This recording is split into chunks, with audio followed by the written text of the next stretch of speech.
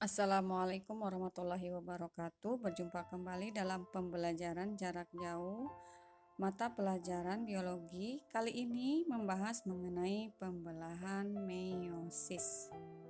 Ya, pembelahan meiosis yaitu jenis pembelahan sel khusus yang membagi dua jumlah kromosom di dalam gamet. Pembelahan meiosis disebut juga pembelahan reduksi karena terjadi pengurangan jumlah kromosom. Pada reproduksi seksual, meiosis dan fertilisasi saling komplementer. Meiosis menghasilkan jumlah kromosom haploid atau N pada gamet dan fertilisasi menghasilkan zigot yang memiliki jumlah kromosom diploid atau 2N. Selanjutnya, zigot akan mengalami pertumbuhan melalui proses pembelahan mitosis. Nah, pembelahan meiosis terdiri dari dua tahap, yaitu meiosis 1 dan meiosis 2.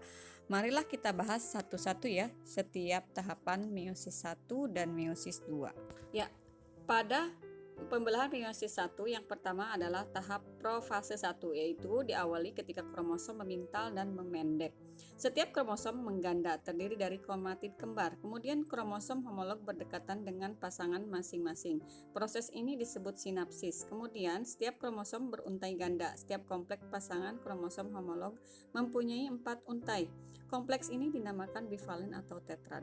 Kemudian pertukaran segmen tertentu pada rantai DNA antara dua untai yang bukan kembar dan terjadi pada bivalen. Peristiwa ini disebut pindah silang. Selanjutnya, tempat di mana pindah silang disebut kiasma. Profase 1 berakhir apabila bivalen menempatkan diri di bidang ekuatorial. Selanjutnya, pada tahap metafase 1, yaitu bivalen terletak di bidang ekuatorial, kemudian sentromer tidak berpisah seperti dalam mitosis. Selanjutnya, anafase 1, yaitu kromatid tidak berpisah dari kembarannya, tetapi kromosom beruntai ganda, berpisah dari pasangan homolognya menuju ke kutub yang berlawanan. Selanjutnya pada tahap telofase 1, yaitu satu pasangan kromosom homolog berada di satu kutub, sedangkan pasangan yang lain berada di kutub yang berlawanan. Kemudian nukleus berbentuk diikuti dengan sitokinesis. Ya, selanjutnya pembelahan meiosis yang kedua. Tahap pertama itu profase 2. Sentriol bergerak ke kutub. Membran nukleus menghilang dan benang spindle terbentuk. Kromosom mulai bergerak ke bidang ekuatorial. Kemudian profase 2 selesai apabila kromosom sampai ke bidang ekuatorial.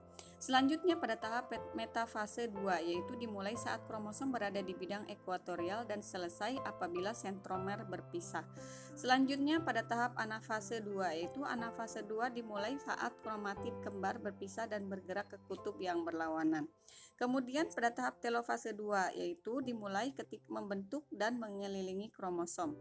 Kromosom melepaskan pintalan dan memanjang. Selanjutnya tahap sitokinesis, yaitu atau pembelahan sitoplasma dimulai setelah nukleus terbentuk. Pada sel hewan, membran plasma menyempit di antara dua nukleus sehingga terputus dan menghasilkan dua sel anak. Pada sel tumbuhan, sekat sel mulai terbentuk di antara dua nukleus dan membagi sitoplasma. Dinding sel terbentuk di dalam ruang antara sekat sel dan dua sel anak. Akhirnya, 4 sel anak haploid terbentuk.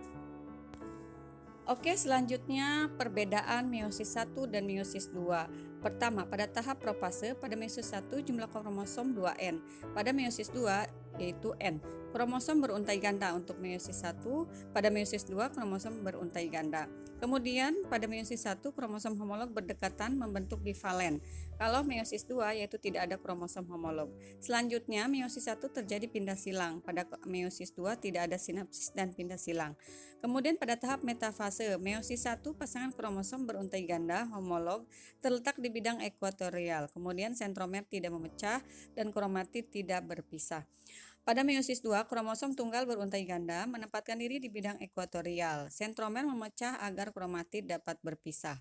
Kemudian pada tahap anafase, meiosis 1, kromatid tidak berpisah dari pasangan kembarnya, tetapi kromosom beruntai ganda berpisah dari pasangan homolognya dan menuju ke kutub yang berlawanan.